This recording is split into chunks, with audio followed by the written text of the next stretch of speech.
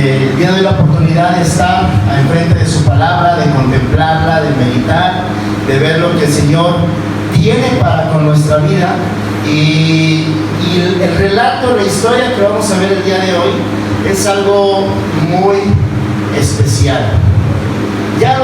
Quizás ya lo escuchaste porque es muy popular este pasaje, es muy popular este relato. De hecho, hasta luego lo usamos para hacer imágenes cuando queremos referirnos a algo en contra de alguien, ¿no? Decimos, antes de que cante el gallo me negarás 3 veces, mejor cállate, ¿no?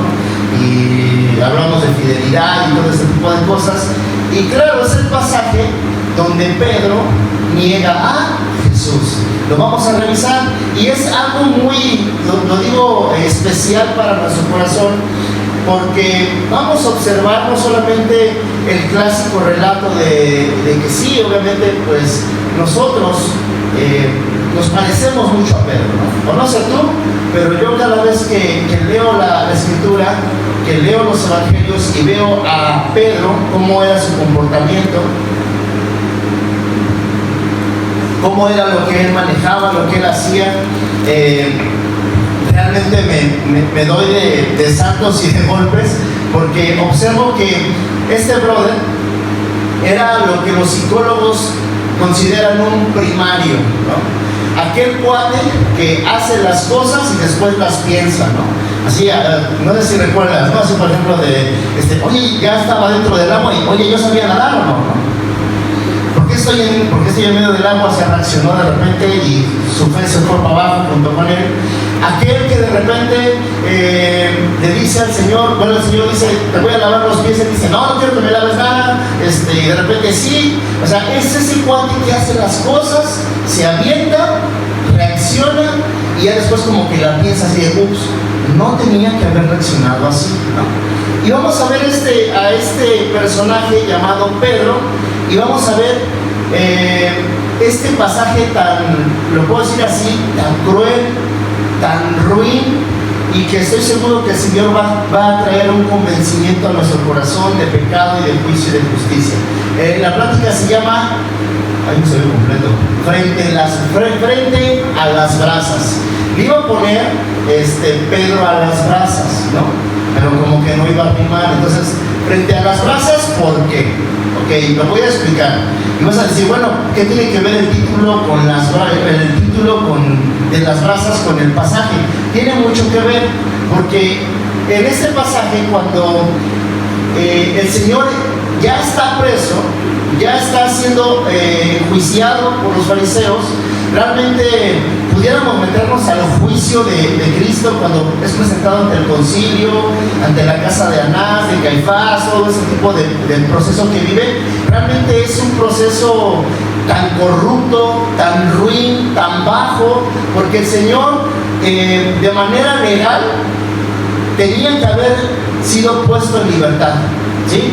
Se tenía que haber ordenado la libertad, porque ni Caifás, ni ninguno de ellos, ni Pilato, ni nadie, ni Herodes hayan culpa en él.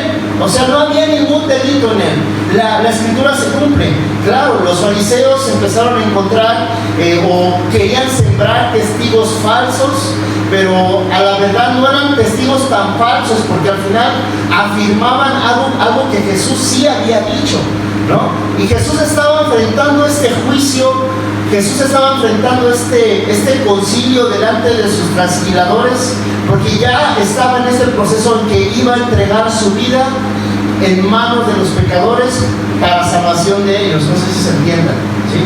Entonces, y vemos a este individuo llamado Simón o Pedro, que está en este relato donde los 4 evangelios, esto es sorprendente, me da risa, y te voy a decir por qué.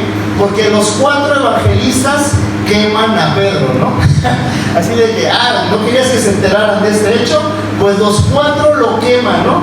Bueno, Marcos, en el Evangelio de Marcos, se dice que Marcos es como un escriba, por así decirlo, de Pedro. Es decir, muchos de los relatos que Marcos escribe pudiera ser, según los eruditos, que Pedro se los comentó, se los platicó o se los dictó.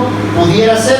Marcos era un individuo, era un joven que no era discípulo de los 12, no era parte de los 12, pero seguía a Jesús de lejos, era un chavito cuando esto pasa.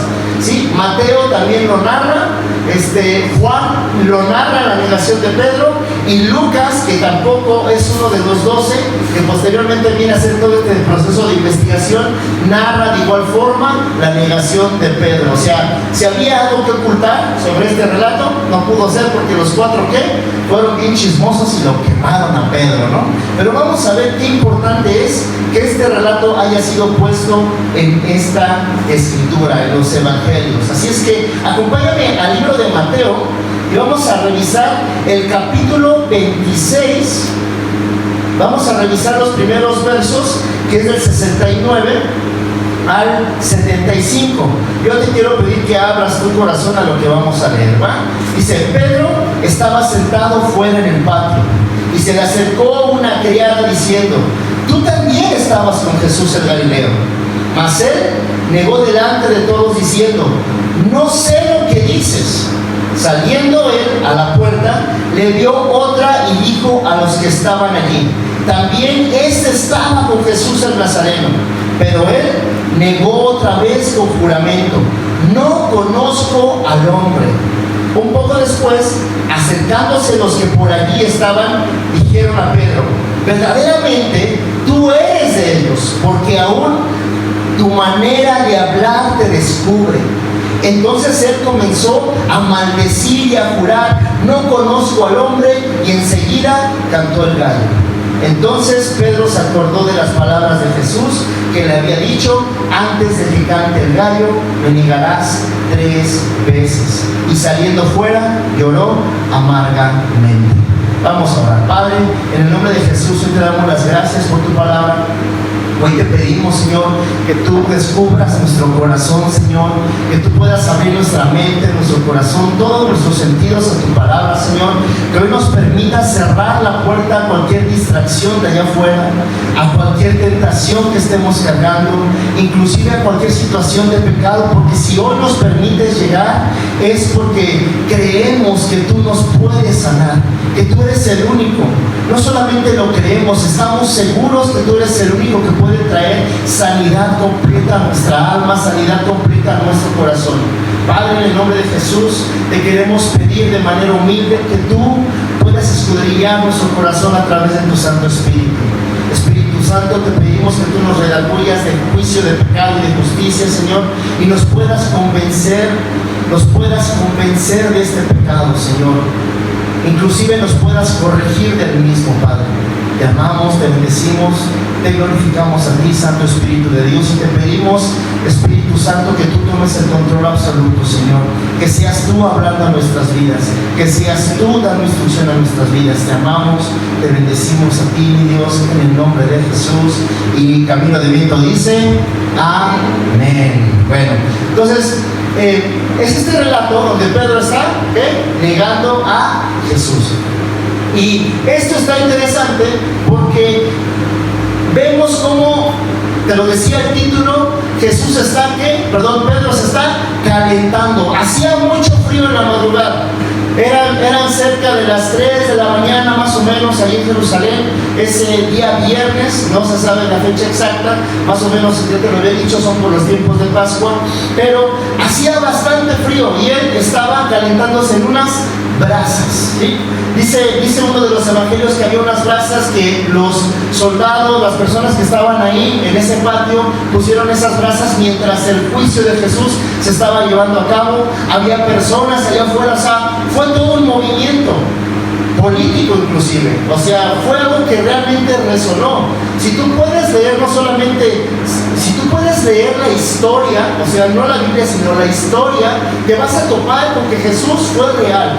Todos los hechos que están narrados en la Escritura fueron reales, ¿sí? Inclusive los abogados o los que estudian derecho ven mucho esta parte del juicio de Jesús porque observan que fue ilegal, que no se tuvo que haber llevado de esa manera, ¿sí? Observan que hubo muchas irregularidades, sí lo dije bien, irregularidades en este proceso. Y entonces Pedro está ahí calentándose en las brasas porque hacía mucho frío. Y Pedro está bajo presión. Acuérdate que el nombre verdadero de Pedro, ¿cuál era? Simón. Simón, ¿no? Es como, ¿vas a ir? Simón, ¿no? Simón. Okay.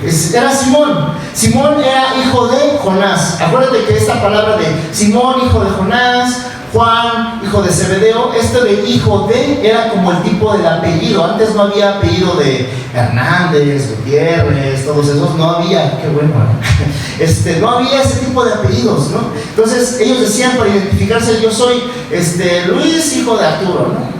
Así era la forma en que se identificaban. Entonces, Pedro se llamaba realmente Simón. Acuérdate que el nombre de Pedro, lejos de ser un nombre, es más que un apodo, ¿no? Es como piedra, significa piedra. Y hay un rollo teologal aquí porque otras denominaciones dicen que Jesús le dice a Pedro que él es la piedra del fundamento de su iglesia, ¿no? Y es por eso que ahorita encontramos con la sucesión de todo lo que ha habido, etc. Y no es verdad, hay un error de traducción ahí, hay un error de interpretación, que si nos metemos nunca vamos a terminar, ¿no? Pero realmente cuando Jesús le dice, tú eres Pedro, y dice sobre esta piedra, o sea, sobre el fundamento que Pedro había lanzado en ese momento, que era una revelación de fe, dice, sobre ese fundamento voy a edificar la iglesia, sobre esta piedra, o sea, refiriéndose a él mismo Jesús, voy a edificar mi iglesia. Entonces, Pedro está bajo presión. Había recibido este apodo o este sobrenombre de Pedro. ¿Te imaginas a Jesús? Te voy a cambiar el nombre. Hoy te llamarás el Pedro Tururán. O sea, si son pecadores igual que yo, ya me di cuenta. Entonces Pedro está bajo esta gran presión. Era hijo de Jonás, era hermano de otro discípulo que se llamaba Andrés. Y Pedro está en este enfrentamiento. Pedro se enfrenta, chécate, si tú observas este relato de Mateo, vas a encontrarte a Jesús ante el concilio, cómo Jesús está enfrentando a Caifás, a Anás, está siendo terriblemente juzgado, está siendo interrogado. Es la parte cuando le dicen los fariseos, a ver, dice Caifás, yo te conjuro, o sea, a ti estás bajo juramento, tú eres hijo de Dios. Y dice Jesús, sí, yo soy hijo de Dios. Aquel se rasga las vestiduras, Jesús empieza a recibir de golpes, de maltratos, de escupitajos, de patadas. Su cuerpo ya en ese momento estaba seriamente lastimado, ya por la golpiza que le acomodaron desde que lo agarraron en el huerto hasta esta parte del concilio. Era una golpiza tremenda. Y algunos han visto cómo golpean a veces a los ladrones, actualmente, que se genera un robo y agarran al ladrón y lo golpean entre todos. ¿Alguien ha visto cómo queda? Peor estaba nuestro maestro, tratado como un delincuente. Y él se está enfrentando a eso. Y Pedro ya había recibido una advertencia. ¿Cuál era esta advertencia? Jesús se la había dicho, y lo vamos a ver más adelante. Jesús se la había dicho, Simón, Satanás ha pedido zarandearnos. Queremos que nuestros deseos sigan mandando y ordenando, y pensamos que nuestra manera de pensar es la correcta, cuando no es verdad, cuando no tenemos humildad para aceptar lo que el Señor nos ha ido diciendo domingo tras domingo, célula tras célula, bueno, reunión de lo que sea, transmisión tras transmisión, no lo queremos atender. ¿Estudiaron el libro de Daniel junto con nosotros? ¿Qué hizo Daniel? Daniel era una persona que se mantenía firme, que no negaba a Dios. A pesar de que su vida estaba en riesgo, a pesar de que lo aventaron en un foso, a pesar de que sus amigos de igual forma los aventaron en un horno, jamás negaron su fe. Y vemos a un Pedro que caminaba con él, que negó la fe, negó su convicción, lo que él creía. Y observamos esta negación con algo tan ruin en el corazón de Pedro. Ahora, te voy a decir algo. La negación de Pedro no comenzó, escucha, no comenzó esa noche en ese patio. La negación de Pedro no comenzó esa noche en el patio de Anás o de Caifás. La negación de Pedro comenzó desde mucho antes. Acompáñame, antes de, fíjate lo que dice en Lucas, en el capítulo 22, versículo 61.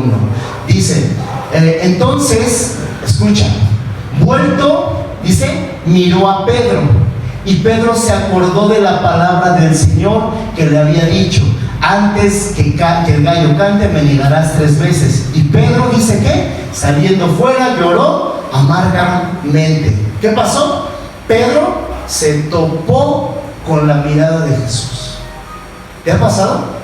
Estás hablando mal de alguien. Ay, es que no sé qué, es que fulano, fulanita de tal, bla, bla, bla, bla, bla, bla, bla, ya me tiene harto, ya me tiene harta. Y de repente llega fulanito, fulanita de tal.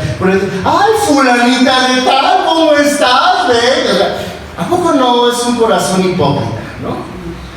Pedro se topa con... Mientras Pedro está diciendo maldiciones en contra de Jesús, dice aquí el Evangelio de Lucas que su mirada se topa con la de Jesús. Imagínate el peso que sintió Pedro en su corazón. Imagínatelo.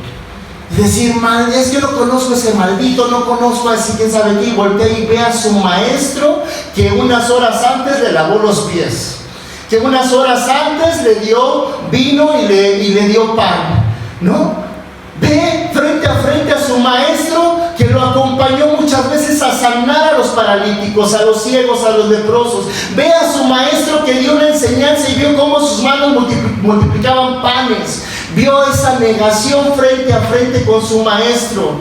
Tenemos el valor de mirar a Jesús en esta mañana y que seamos confrontados por su mirada, por nuestro pecado. Tenemos ese valor. Observa, muchos no lo tuvieron, no lo tienen, no lo tienen. Y si tú estás aquí es porque verdaderamente tú y yo necesitábamos recibir esta palabra. Necesitamos que nuestro pecado lo llevemos frente a la hermosa mirada del Maestro y nos pueda contemplar con nuestra suciedad, con nuestra porquería, con nuestra inmundicia, porque ¿qué crees? No hay nadie más que nos pueda sanar más que Él.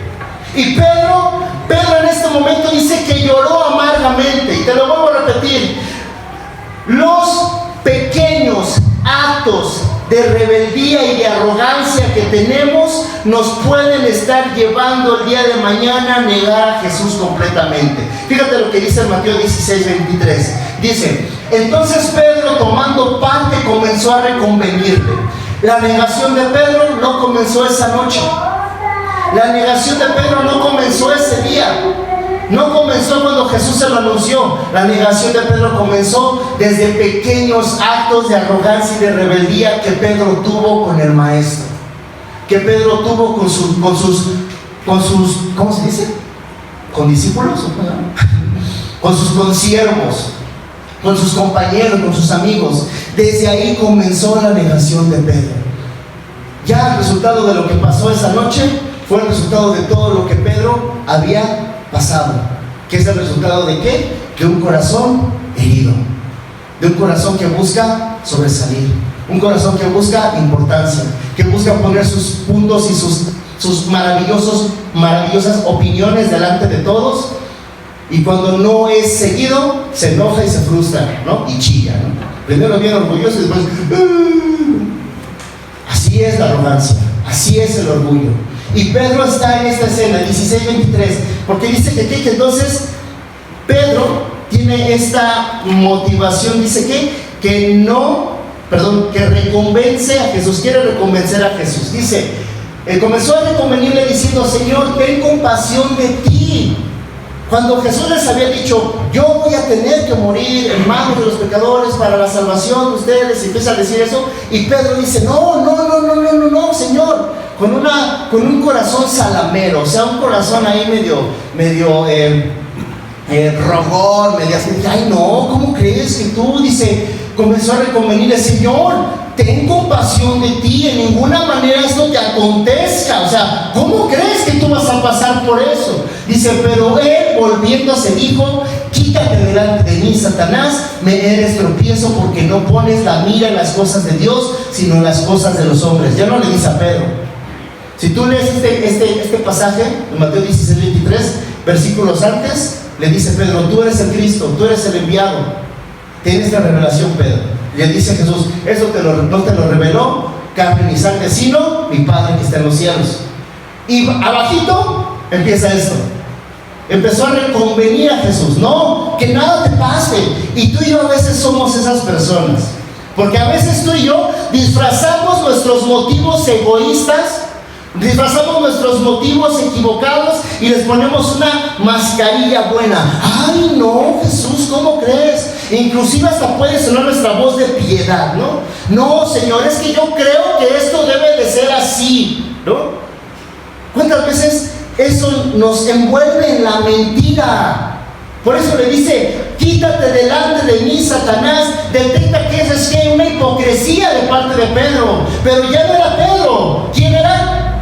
Satanás, que quería reconvenir con mentira, con falsedad, con un corazón salamero. Ay, pobrecito de ti, Jesús, ¿cómo te va a pasar eso? Y Jesús dice, quítate de mí, me eres piedra de tropiezo. ¿Por qué? Porque la mentira, los que dicen y los que se empeñan en vivir en mentira, son los que son hijos del diablo. Así lo marca Pablo en sus cartas. Si tú vives en mentira, si tú vives en una falsedad, en una falacia, en una hipocresía, si no eres sincero con el Señor y con los demás, vives en mentira y por lo tanto eres hijo de Satanás. O sea, eres un vaso de deshonra. Así como Pedro ahorita, en esta escena. Número 2, fíjate lo que dice en el siguiente. Dice, Mateo 26, 38, 40. Entonces Jesús le dijo, mi alma está muy triste hasta la muerte. Están en el Getsemaní. Es esa misma noche. Es ese mismo capítulo en el que estamos. Mi alma está triste hasta la muerte. Quedaos aquí, velad conmigo. ¿Cuál era la instrucción? Quedaos aquí. ¿Y qué? Velad conmigo.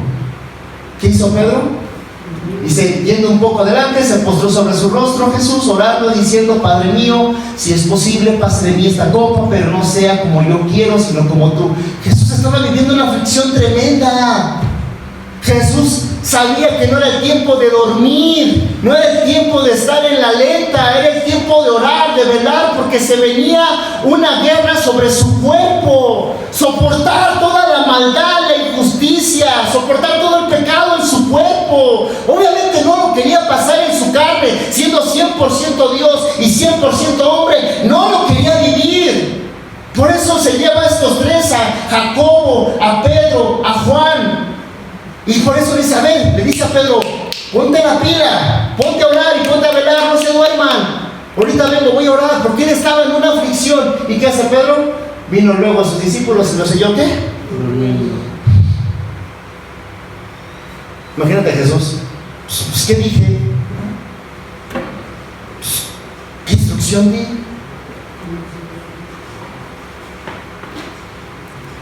A veces nosotros negamos al Señor cuando no queremos entrar en tiempos de comunión con Él. Ay, es que estoy muy cansado. O sea, ¿es en serio?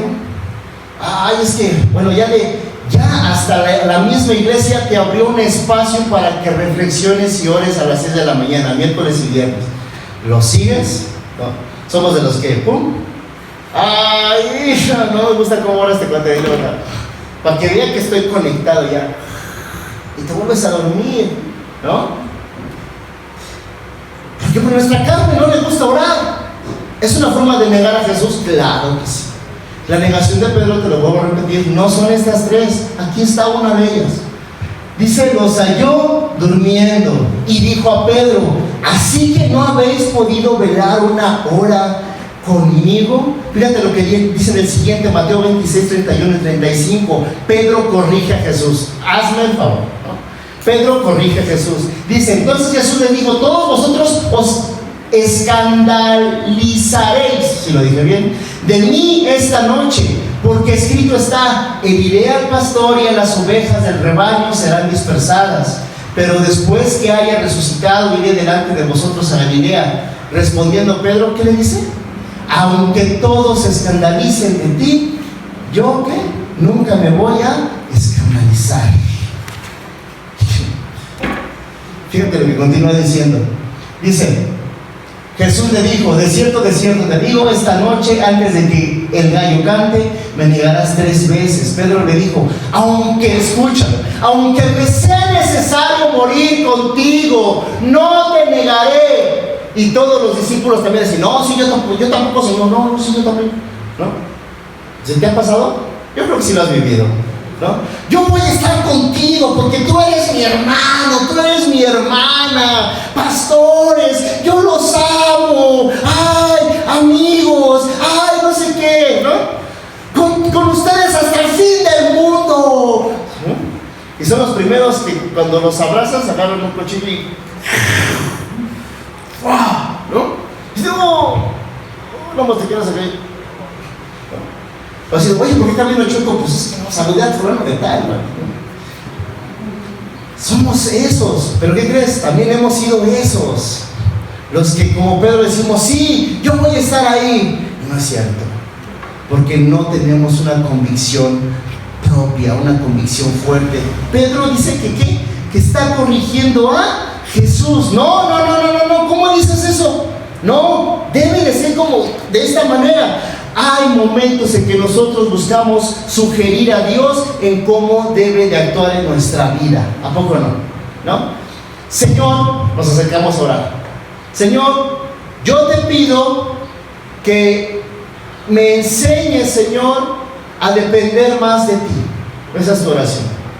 Y dice el Señor: órale pues. Y el Señor empieza a tocar tus finanzas. El Señor te empieza a quitar de tus finanzas. Y el Señor de repente empieza con un problema de salud en tu vida o en la vida del familiar. Y el Señor de repente empieza a hacer algo que tú estabas por sentada que iba a ocurrir, ¿no? Un aumento de sueldo, ¿no? Ahora sí voy a poder sacar mi cargo de agencia. Ahora sí voy a poder con esto que me va a pasar. Y de repente el Señor, ¡pum!, voltea todo y no se dan las cosas. ¿Y qué pasó? ¿Por qué ocurrió? De repente empieza a presentar un problema en tu familia, el que sea, ¿no? ¿Qué? Señor, te dije que depender más de ti. Pues por eso, no, Señor, es que yo pienso que debes de hacer esto. O sea, queremos sugerir al Señor cómo debe de actuar en nuestra vida. Pues no querías depender de mí, te quité todo para que veas que yo soy lo único por lo cual debes de depender. Solamente debes de depender de mí. Pero ahí sí, no queremos que el Señor toque nuestras cosas, ¿verdad? Ahí sí le reclamamos al Señor. Somos un Pedro. Y el último dice: Jesús le advirtió a Pedro. Ahí está. ¿Qué le dice? Fíjate lo que dice en Lucas. Fíjate el siguiente. Dice: dijo también el Señor: Simón, escucha. ¿Ya no? ¿Cómo le dice? Simón, ¿no? Ya no le dice Pedro, ¿no? Porque Pedro, acuérdate que era como su sobrenombre, pero le dice que es Simón. Cuando veas que Jesús le habla a Simón, es porque no quiere tratar con el servidor, no quiere tratar con el sobrenombre, no quiere tratar con el título. Es que yo soy fulano de tal, ¿no? Es que yo he estudiado tal cosa, es que yo soy servidor de quién sabe qué, es que yo soy servidor 5 estrellas. Veme todo lo que hago. ¿Ya me vieron, pastores, cómo sirvo? Soy el mejor servidor, ¿no? Soy el mejor aquí, ¿no? Soy el que brillo. Acuérdate que el único que brillaba en el cielo era Satanás, y por arrogante se fue al infierno. Ahí te lo dejo de tarea, ¿no? Entonces, dice que Simón quiere tratar con Simón. Dice: he aquí Satanás ha pedido zarandearos como a trigo. ¿Quién pidió? Satanás. O sea, Satanás no tiene el poder sobre ti si Dios no se lo permite, ¿no? Porque a veces estamos del diablo, y otra vez el diablo aquí, el diablo acá, y el diablo por allá. Así, ay, es que Satanás, ¿qué? ¿Satanás qué? Si Dios no se lo permite, no se acerca a tu vida. ¿No crees que estás protegido, protegida? Y si lo permites, porque posiblemente estamos de arrogantes, y si órale, pues pásale. ¿Qué le dice a Job? Con Job: actúa, pero no toques su vida. Dice: Satanás pidió zarandearlos, pero dice algo muy importante: pero yo he rogado por ti que tu fe, escucha, Jesús, qué corazón tan misericordioso, sabía lo que iba a pasar con él, que tu fe, ¿qué? No te falte, y tú, una vez vuelto, confirma a tus hermanos. Entonces vemos que la rebeldía, en todas estas actitudes que presenta Pedro, la rebeldía es el camino para separarnos de Dios. La rebeldía, pequeños actos de rebeldía son aquellos los que nos van a separar de Dios. Seguir centrado en mi propio persona, en mi egoísmo, es un obstáculo completo para la gracia de Dios. Lo voy a volver a decir. Estar centrado en mí mismo, en el egoísmo, concentrado en mí, es algo que va a obstaculizar que la gracia de Dios obre en mi vida. No va a obrar esta gracia, no va a operar en mí, porque Él no va a estar si yo no le quiero seguir. Él no va a poder obrar en mi vida si yo me sigo negando a lo que Él quiere hacer conmigo. El no estar pidiendo y rogando por sabiduría y dirección nos puede orillar a hacer pasos de deshonra. Pedro tenía este corazón lastimado. Pedro tenía este corazón que estaba haciendo ¿qué? Deshonroso para el Señor. Se había convertido en un vaso de ¿qué? De deshonra. Te pregunto, ¿quieres convertirte tú en un vaso de deshonra? ¿Quieres ver la historia de un vaso de deshonra? Ahí te va. Fíjate lo que dice el siguiente. Continuamos con el texto en Mateo 27. Dice: venid a la mañana todos los principales, dice, sacerdotes y los ancianos del pueblo, entraron en consejo contra Jesús para entregarle a muerte, y le llevaron atado y le entregaron a Poncio Pilato, el gobernador. Y dice en el versículo 3: entonces Judas, el que le había entregado, viendo que era condenado, devolvió arrepentido, si traes Biblia o no sé, subraya arrepentido, las 30 piezas de plata a los principales sacerdotes y a los ancianos. Dice, diciendo: yo he pecado entregando sangre inocente. Mas ellos dijeron: ¿qué nos importa a nosotros? Allá tú. Y arrojando las piezas de plata en el templo, salió y se fue. ¿Y qué pasó? Se ahorcó. Los principales sacerdotes, tomando las piezas de plata, dijeron: no es, fíjate qué hipocresía, no es lícito echarlas en el tesoro de las ofrendas, porque es precio de sangre.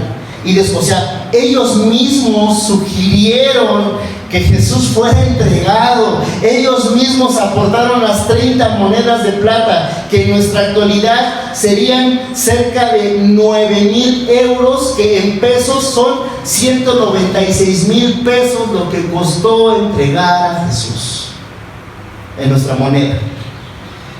O sea, ellos mismos, y dicen: no es lícito. O sea, ¡qué hipócritas! La verdad, ¡qué hipócritas! ¡Qué arrogantes! Porque dice: no es lícito porque es precio de sangre. Ellos mismos pidieron la sangre del maestro. Y dice: y después de consultar, compraron con ellas el campo del alfarero para sepultura de los extranjeros, por lo cual aquel campo se llama hasta el día de hoy campo de sangre. Así se cumplió lo dicho por el profeta Jeremías, cuando dijo: y tomaron las 30 piezas de plata, precio del apreciado, según precio puesto por los hijos de Israel, y las dieron para el campo del alfarero, como me ordenó el Señor. Esto ya estaba profetizado en Jeremías y en Zacarías. 30 monedas de plata.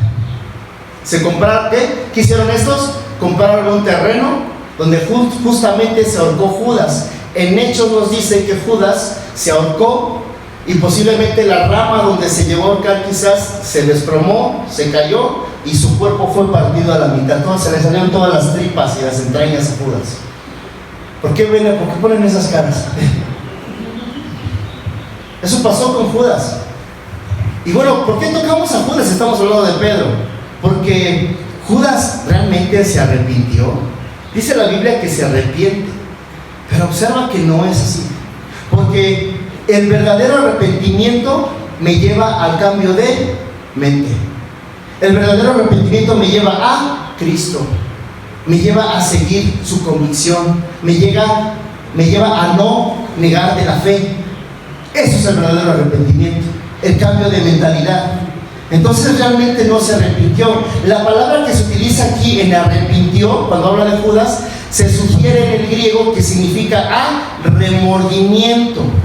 Y esto no es arrepentimiento. Si tú estás pasando por pecado, porque antes no sé si se acuerdan que muchos, es que el pecado recurrente, es que vivimos en el pecado recurrente, entonces no te has arrepentido. Sencillo, no te has arrepentido. No, es que es mi pecado recurrente. No te has arrepentido. Tienes remordimiento de lo que haces, ¿no? Te equivocas una y otra vez, pero no te arrepientes, porque quieres seguir en lo mismo, en la misma porquería, en la misma basura. No hay un cambio verdadero. Sea ira, sea lascivia, sea lujuria, sea envidia, sea lo que sea odio, lo que sea, cualquier deseo de la carne. ¿Qué tal los celos? ¿Qué tal los celos?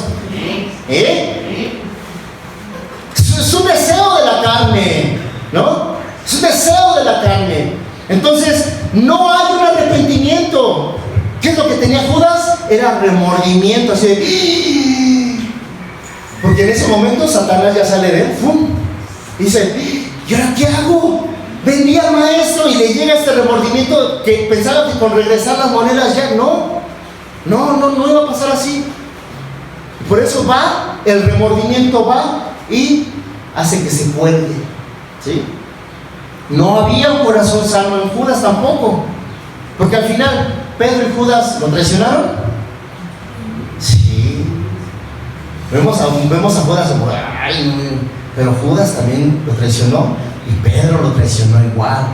Los dos decían que eran sus amigos. A los dos les lavaron los pies horas antes. Los dos dijeron, yo contigo, maestro, no sé qué, no. Los dos tenían deseos de la carne, claro que los dos también, pero este último fue un vaso de deshonra que no quiso ser corregido. Ahora, te vuelvo a decir, no critiquemos a Judas tampoco, ¿no? Porque tú y yo vendemos al maestro por menos de 196,000 pesos. A veces daba por 5 minutos de placer. A veces solamente por un momento de ira, por un momento de avaricia. A veces por un trabajito de 200 pesos al día lo vendemos. No critiquemos a Judas, estamos en el mismo papel de ambos. Entonces, el verdadero arrepentimiento produce un cambio. Cuando una persona se arrepiente, confiesa su pecado, el remordimiento apaga a las personas, o sea, la culpa. O sea, es aquel individuo, por ejemplo, que está con su esposa, ¿no? Y de repente le descubren que tiene a una persona ahí en el trabajo, ¿no? Que le descubren mensajes, le descubren regalitos escondidos y todo el rollo, ¿no? Sea hombre y sea mujer, ¿no? Porque ahorita ya es pareja, ¿no? Y de repente le descubren y dicen, ay, no me arrepiento, mi amor, perdóname, por favor, perdóname, no lo vuelvo a hacer, ¿no? Eso no es arrepentimiento. Si ese brother o esa brother no los hubieran descubierto, seguirían en la mentira. ¿Estamos todos de acuerdo? Seguirían en esa misma faceta, ¿no? Pero ¿por qué dice que se arrepienten? Porque fue lo que su maldad fue descubierta. Y a veces sucede mucho en la iglesia. ¿Sabes cómo? Nos llega Señor, si yo lo vuelvo a hacer, nos salimos de aquí y lo volvemos a hacer. No hay arrepentimiento. Entonces, Pedro, ¿qué hace? Se arrepiente. ¿Por qué? Llora su pecado. Dice, llora su pecado amargamente. Fíjate lo que dice en 2 Corintios 7:10. Dice, porque la tristeza, escucha, esta es la tristeza que tenía Judas. La tristeza que es según Dios, la tristeza que tiene Pedro. La tristeza que según Dios produce ¿qué? Arrepentimiento. Te convence de tu pecado y dices, te sientes triste, lloras, te sientes mal. Dices, sí, por eso siempre cuando iniciamos decimos, Espíritu Santo, convéncenos de juicio, de pecado y de justicia. Convéncenos de pecado, porque necesitamos arrepentirnos. ¿Para qué? Porque esta tristeza produce ¿qué? Salvación. Y dice, de que no hay que dice, para salvación de que no hay que arrepentirse. Dice, pero la tristeza del mundo, que es la que tenía Judas, ¿esta qué? ¿Produce qué? Muerte. ¿Qué produjo en Judas? Muerte. No era arrepentimiento, era remordimiento. ¿Produjo qué? Muerte. El remordimiento consume a las personas con culpa, pero no es un cambio verdadero. Ahora fíjate lo que continúa diciendo, porque vámonos a Juan, para cerrar esto, porque ya fue la negación, ¿no? Ya Jesús fue crucificado, ya el domingo en la mañana Jesús es resucitado, es levantado. Los discípulos se les anuncia que Jesús, ¿qué fue? Fue resucitado. ¿Te imaginas a Pedro? O sea, todos de, oigan, resucitó el Señor. Y todos, sí, ¿no? Y Pedro así de, ¿resucitó? No. O sea, yo me creo que todos celebraron, por eso dice el relato que Juan y Pedro salen corriendo así de, a ver si es verdad, ¿no? Imagínate a Pedro así de, y así de, yo lo negué, se va a acordar, ¿no? Y yo, mirada con mirada, y no quiero ver, no fue así, obviamente, ¿no? Yo imagino, me pongo en el papel de Pedro así de, ¿qué voy a hacer, no? Entonces, fíjate lo que dice, y ya después se lo encuentran en Galilea, y dice, cuando hubieron comido, Jesús le dijo a Simón Pedro, Simón, hijo de Jonás, ¿me amas más que a estos? Estaban en un desayuno, Jesús les preparó su desayuno. Ellos se pusieron a pescar, Jesús agarró unas brasas, donde Pedro estaba, ¿qué? El viernes, ¿qué estaba, qué? Calentando. Y otra vez, ¿hay qué? Unas brasas, es ahí el título. Y prepara un pescadito para ellos, desayunan, los sacia, los provee, y dice, ¿qué? Dice, hijo de Jonás, ¿me amas más que a estos? ¿Cómo le dice? ¿Le dice Pedro? No. Jesús quiere tratar con Simón. Jesús no quiere tratar con el servidor. Jesús quiere tratar con la persona. Quiere tratar con esa parte íntima que le falla, que se equivoca, que lo niega, que lo juzga, que lo quiere reconvenir, que quiere corregir al mismo Dios, que se duerme, que no le obedece. Quiere hablar con esa parte íntima en Simón. Y le dice, Simón, ¿me amas más que a estos? Y dice, sí, Señor, tú sabes que te amo. La palabra me amas más que a estos es la palabra ágape, que significa amor que se sacrifica. Entonces, en otras palabras, Jesús le dice, Simón, ¿me agapaos más que a estos? O sea, ¿te sacrificas más que a estos? ¿Me amas tanto que te puedes sacrificar por mí? Y le dice Pedro, dice, sí, Señor, tú sabes que te amo. Pero la palabra te amo aquí con Pedro es la palabra fileos, que significa amor fraternal. En otras palabras, Pedro está pensando en contestar. Sí, ¿me amas más que a estos? Y Pedro, Señor, tú sabes que te fileo. O sea, tú sabes que te estimo. Tú sabes que tengo un amor fraternal porque te fallé. O sea, Pedro se empieza a sincerar. Y dice otra vez, él dijo, apacienta mis corderos. Dice, volvió a decirle la segunda vez, Simón, hijo de Jonás, ¿me amas? Imagínate a Pedro así de, y los demás así, le está diciendo Simón, ya no le dijo Pedro. Dice, ¿me amas?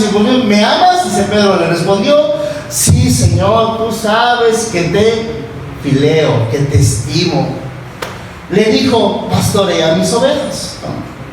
La palabra pastorear y apacentar me habla de alimentar, me habla de bienestar. ¿Okay? Continúa diciendo en el siguiente.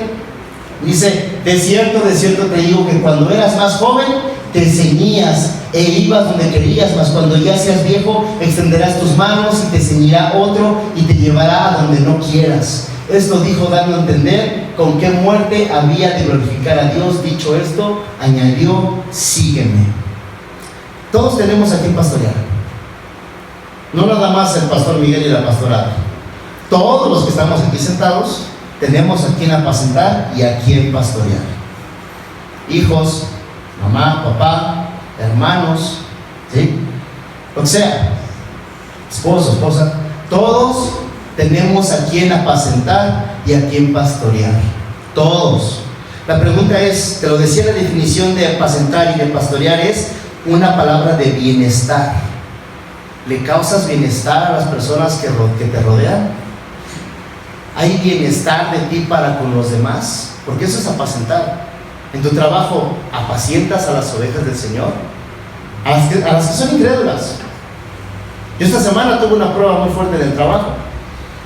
Y el Señor descubrió mi corazón con esto hoy en la mañana y dije, ups, y mi esposa ya me lo había dicho. Y nunca le hacemos caso a la esposa, no así de, ay, tú no sabes, tú no llevas la autoridad, yo soy la cabeza. No. Y ya no va a ser, bueno, ahí te lo dejo. Y sí, claro, causamos bienestar, apacentamos, alimentamos a los que nos rodean día con día. Porque la sanidad que Dios nos da viene desde el amor de Cristo resucitado. Es ahí el punto donde hoy en esta mañana necesitamos abrirle lo más íntimo de nuestro ser al Señor y que trate con Simón, y que realmente vea esta parte que le falla, que se equivoca, esta parte que peca, que lo niega y que se topa con su mirada vez tras vez y no quiere entender, porque Jesús siempre lo vio con ojos de amor. La mirada de Jesús cuando lo está negando, cuando lo está maldiciendo, me imagino que no fue una mirada de lo es domingo, bro. Saber. No, me imagino que la mirada de Jesús fue de Pedro, te amo. Pedro, me están golpeando para que tú seas salvo. Incluso los que me están golpeando, también es para ellos. No es para juzgarte. Si Pedro estaba su pecado siendo revelado delante del Maestro, no era para juicio, era para este momento que está viviendo en la mañana con él. ¿Qué? Sanándolo. Lo negó 3 y lo sana de 3. Lo niega 3 veces y lo confirma en qué. ¿Me amas? Sí. ¿Me amas? Sí, Señor. ¿Me amas? Sí, Señor. Porque la sanidad de Dios, quieres que tu corazón sea sano, no hay institución, poder humano, persona, nadie que lo pueda curar más que el Señor Jesús. Si tú piensas que tu felicidad, tu estabilidad depende de una persona que es esposo, esposa, novio, novia, hijos, lo que sea, estás muy equivocado. Vas a vivir en el fracaso. La verdadera sanidad viene desde el amor de Jesús, desde la mirada de Jesús. Y lo que le está diciendo aquí es, ¿qué crees, Pedro? En este último verso, vas a tener la oportunidad de no fallarme. Vas a tener la oportunidad. Lo que le está diciendo aquí dice que fue para muerte. Jesús le está anunciando su muerte a Pedro. Dice, te van a salir, tú antes hacías lo que quieras, dice, tú antes hacías lo que querías, pero llega este momento en el que vas a tener la oportunidad de glorificar mi nombre. Tanto así que Pedro, cuando muere ¿qué? Crucificado. Y Pedro elige ¿qué? No ser crucificado como el Maestro, no se sentía digno, y es crucificado de cabeza. Y lo tuvieron que ceñir para que no se parara de cabeza. Así murió Pedro. Tuvo la oportunidad de glorificar al Señor y Jesús le dijo, esta vez, Pedro, no me vas a fallar. Esta vez vas a glorificar mi nombre. Y Pedro, el mismo Simón, escribe en su carta, 1 de Pedro 2, 21 al 23. Dice, pues para esto fuisteis llamados. ¿Para qué? Porque también Cristo padeció por nosotros, dejando ejemplo, escucha, para que siga sus pisadas. ¿Cómo voy a apacentar? ¿Cómo voy a curar mi corazón? ¿Cómo voy a curarlo del pecado? ¿Cómo lo voy a hacer? ¿Qué tengo que hacer? Aquí está, sígueme. Esto ha sido llamado. Dice, dejando ejemplo para que sigáis sus pisadas. Seguimos las pisadas del Maestro, dice, el cual no hizo pecado ni se halló engaño en su boca, quien cuando le maldecían, imagínate estas, o sea, Pedro en otras palabras está predicando aquí las negaciones que él hizo, ¿no? Hubiese sido fantástico escuchar esa predicación de Pedro. Dice, lo maldecía, no respondía con maldición cuando padecía, no amenazaba, sino que encomendaba la causa ¿al qué? Al que juzga. Jesús encomendaba la causa al Señor. Te hirieron, te lastimaron, encomienda tu causa al Señor. ¿Quieres seguir buscando venganza tú con tus propias manos? ¿Quieres seguir publicando tus versiculitos y tus imágenes, tirando pedradas a tus familiares, a los demás? Por favor, deja esa estupidez ya. Para que vean mi estado, no, nada más para que lo vea fulano de tal, ¿no? Por favor. Encomienda tu causa al Señor. Es que me siento perseguido. Encomienda tu causa al Señor. Encomienda tu causa al Señor. Dice que Él es justo. Y continúa diciendo: quien llevó Él mismo nuestros pecados en su cuerpo sobre el madero, para que nosotros, estando muertos a los pecados, vivamos a la justicia, por cuya herida fuiste sanados.